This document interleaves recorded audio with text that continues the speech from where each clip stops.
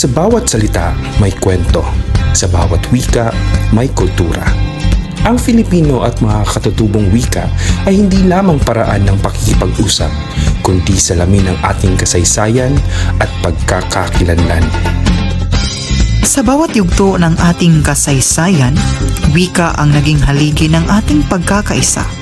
Sa pamamagitan ng ating sariling wika, naipahayag natin ang hinaing ng bayan, naipaglaban ang kalayaan laban sa pananakop at naipinta ang tunay na larawan ng ating pagkabansa at pagkakakilanlan bilang mga Pilipino.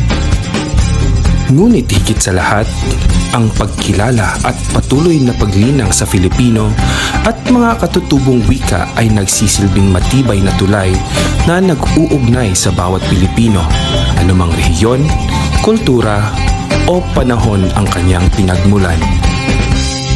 Sa panahon ng globalisasyon, huwag kalimutan na ang ating wika ang ugat ng pagkakakilanlan at susi sa pagkakaisa ng bayan.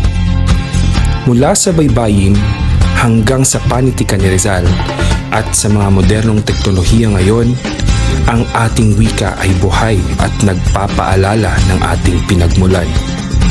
Sama-sama ating pahalagahan, pagyamanin at ipagmalaki